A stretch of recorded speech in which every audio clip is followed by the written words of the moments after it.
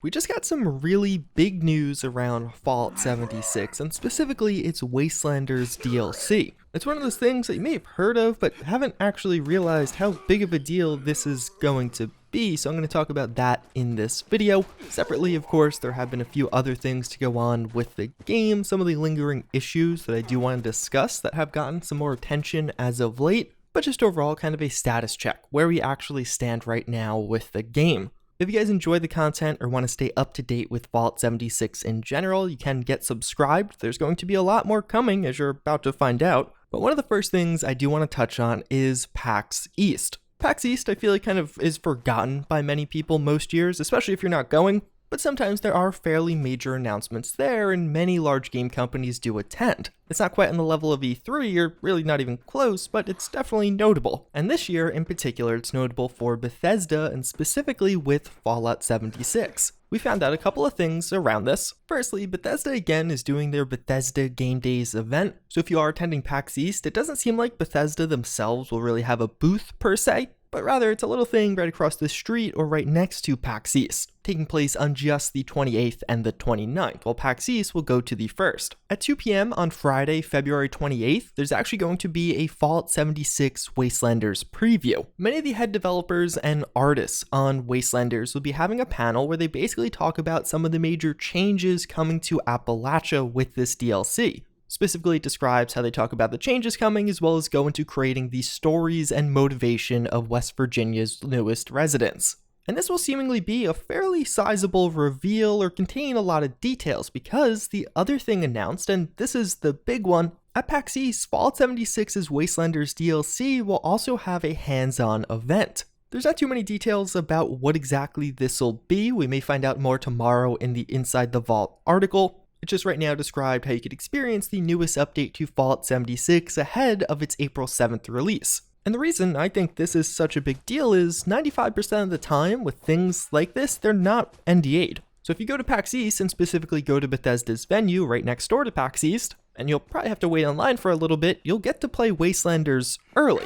And unless they make everybody who goes to this sign an NDA, we'll likely be finding out a ton of additional information as well as impressions. Users' first impressions after actually getting to play this for however long. It might only be a short glimpse, like 30-minute play sessions. And frankly, even if there are NDAs, I have to imagine that with something like this, a lot of it will be getting posted online as people are very excited to share what they saw. But when you take into account a ton of people from the public, just random everyday people, will actually be playing the new DLC, and then later on they're going to be having a panel of this new DLC, I imagine again at that panel they'll be showing us a lot. But this means now in just 2.5 or so weeks, we're going to be getting a lot of information. We'll probably have a fairly definitive answer as to whether or not Wastelanders is good. Granted, this will likely be first impressions. It's not like people are going to get comprehensive run-throughs of the DLC, but I'm sure we'll know pretty quickly what the initial reception is, if people are loving what they see or not. Now, of course, we have seen this somewhat as people are playing the PTS.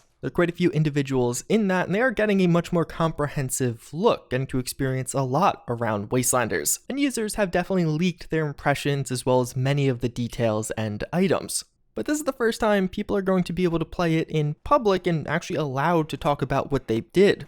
Now, fortunately, I am attending PAX East this year, and I'll try to be the first person on this line so I actually can bring you some of the details or my own first impressions for however long I hopefully get to play. As far as I know right now, there's no media event going on during this or closed door showings, although this was only announced yesterday, so maybe that will come later. But I wouldn't be surprised if from me, as well as many other YouTubers and even media outlets, you start to see some information and impressions on Wastelanders, which is very, very exciting. We still have just under 2 months to wait until all of us can play it in its entirety. We'll have a much better idea of what to expect in just a couple of weeks' time. Now, separate from that, something else pretty cool that's going on here is we're getting a live version of the Chad podcast. If you're not familiar with this, it is a Fallout 76 based podcast, but not like the typical podcast where it's just a few people discussing the latest news on Fallout 76 or its happenings, but rather it's a story. You follow several characters, there are a variety of different voice actors, sound effects, and all around the production quality is really high. Recording.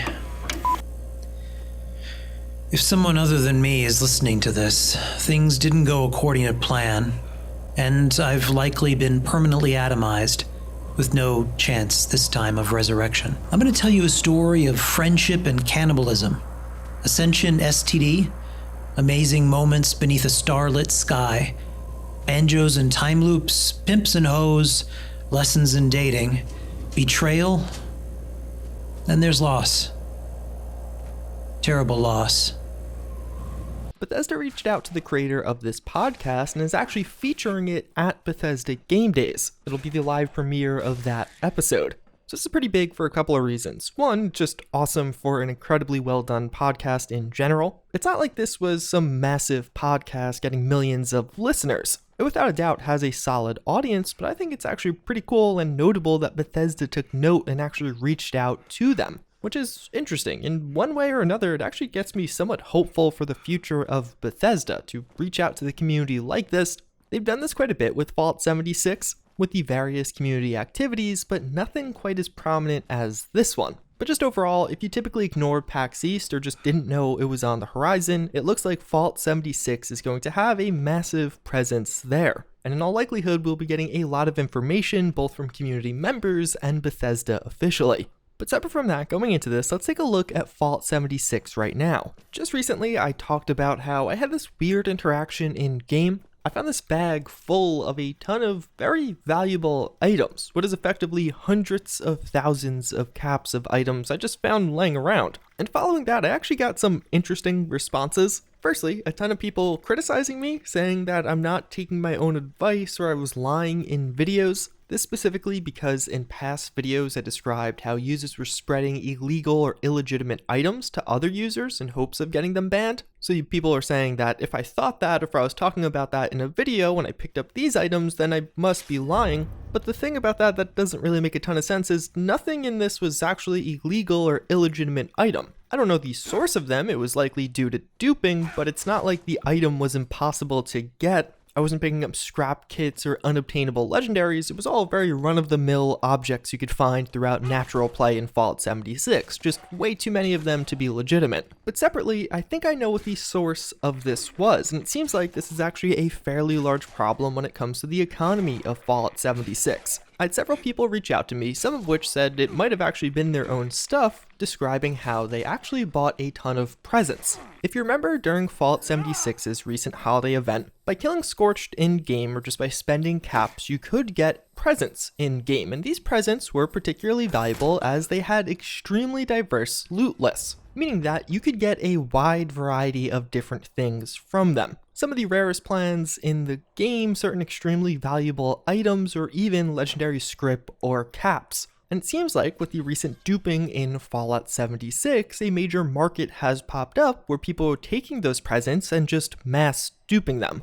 And then in turn, users were actually buying these for real world money and then opening them all and seeing what they got, because you could get some pretty great stuff. But then discarding things when they didn't want them or if they had duplicates of them, which is likely what I found from this. Somebody standing here opened up a ton of these presents and then threw away everything they didn't want. Now the problemsome aspect of this is that, one, this is still happening. There are active dupe glitches still within the game. Bethesda just patched one of them, but another one is now becoming widely known, and it's kind of this consistent back and forth. It's basically been this back and forth since November of 2018, aka the release of the game. The issue that comes with these gifts is it actually has a significant impact on inflation with the economy. To give a sense of scale, some of these users are producing these gifts in the hundreds of thousands. One of you reached out to me describing how just one trader reported having over 300,000 of the large gifts. This due to the fact that they were just mass producing them via dupes. But the byproduct of this is you can get literally millions of caps from this, because every time you open the gift, you have a random chance at getting caps. And considering you get numerous caps at a time, it's very easy to just literally stand there, click your button for a long time, and get a ton of valuable stuff.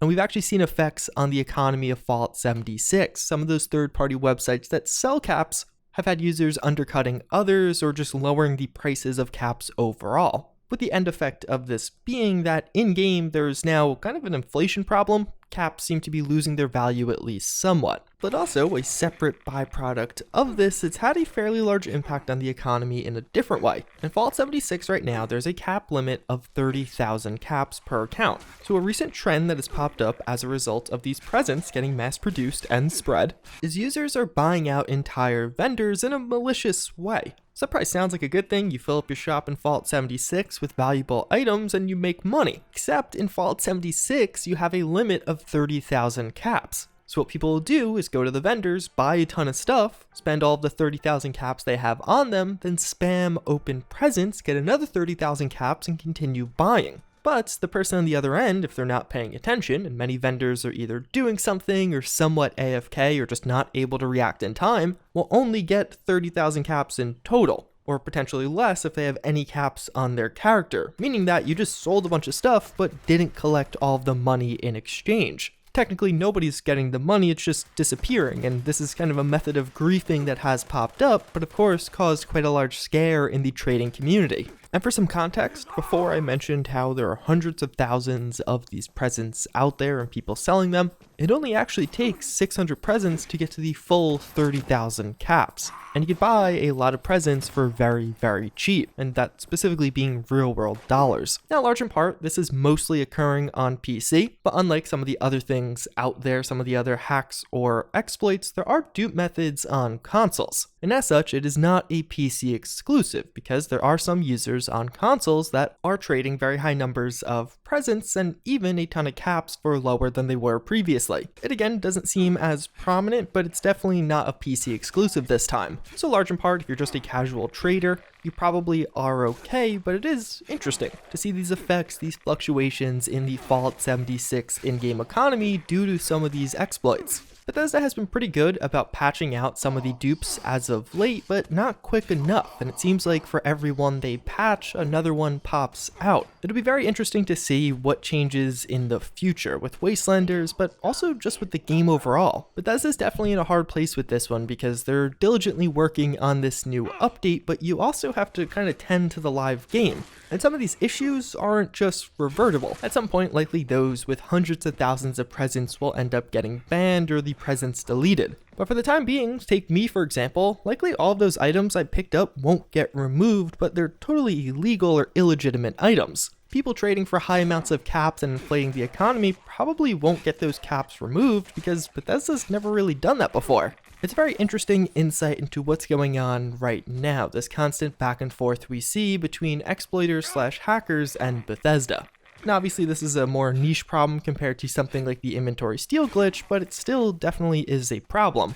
Although a small update, actually as I was filming this video, Bethesda did post some updates. They did describe how they're taking Fallout 76 down for maintenance tomorrow. So the hopeful side of me does think that this could be to actually address this present problem, maybe removing a bunch of those from the game, banning certain players, maybe removing the dupe glitch like they've been doing over the past few weeks. Although, what I think is much more likely is there's a recent glitch where you could actually trade Atomic Shop items. I was planning on talking about this more in depth tomorrow once I got more proof and a better understanding of how things work, but at least right now there is a glitch where you could take Atomic Shop items and just put them in your vendor or give them to other players. And it seems like one of the most common things is actually the Ranger armor is now available in vendors. People are selling them. In fact, just in some of my random Nuclear Winter games, people described finding this at vendors for a couple of thousand caps and they bought it. So considering how quick Bethesda has been in the past to respond to Atomic Shop issues and how big of an issue that potentially could be from a financial perspective for them, this is likely what's getting patched. But hey, maybe it'll be several things. But either way, that's pretty much going to wrap it up for this one. I'll likely have another Fallout 76 upload tomorrow with the Inside the Vault article, potentially some additional Wastelanders news, and maybe even some PAX East details. But with that, as always again, I thank you for watching, I hope you enjoyed, and I hope to see you all next time. Later.